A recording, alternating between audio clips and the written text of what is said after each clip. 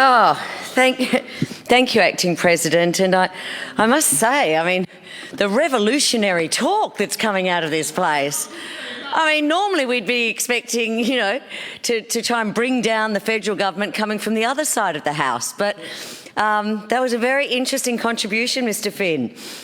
And look, from the outset, I actually support a reduction in payroll tax. And while I don't recall 1939, and I don't recall the moment, but I think the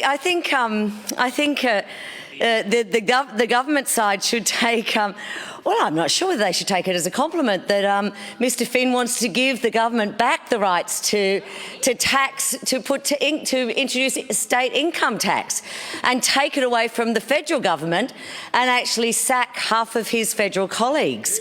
So, look, and it's an unusual day when Mr. Finn and I are in agreement, but today is one of those days. I certainly have supported the reduction in payroll tax for many years, and what I do remember was 1992 when we started to see the introduction of the GST over the 90s and the conversation about the GST.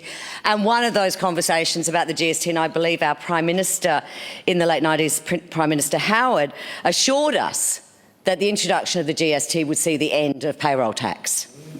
Now, that didn't happen. That did not happen.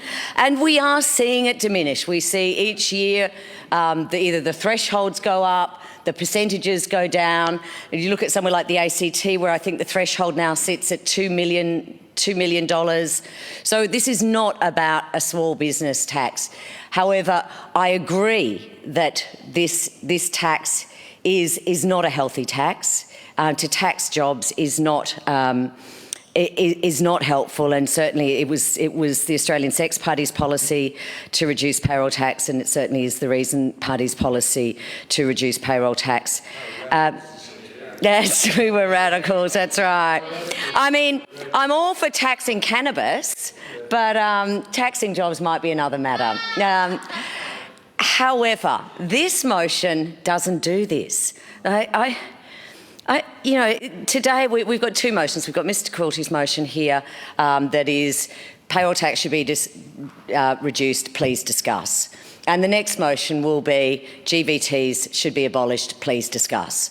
There's not an action there. We're not actually achieving anything. And, and I think just another brief point I wanted to make is that the crossbench gets a few small precious opportunities to lead debate. A few small precious opportunities. I get 2 opportunities a year to lead debate, and I'm very thoughtful about those, and I really work on them, and I know exactly what I'll be doing in my next opportunity to lead debate, and I will be letting my crossbench colleagues know that very shortly.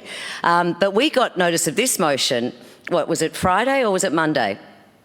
Friday afternoon, late Friday afternoon, that what they were passionate about was reducing payroll tax, and they were so passionate about they decided to talk about it on Friday, 3 working days before we were to debate the matter.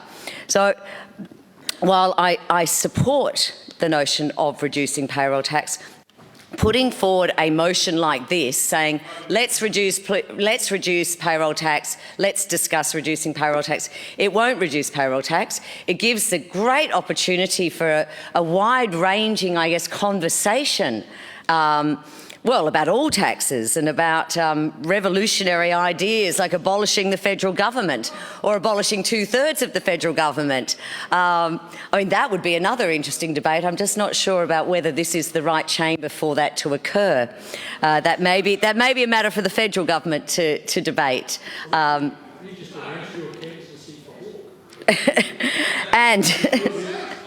anyway, on that point, that was the few points I wanted to make on this motion.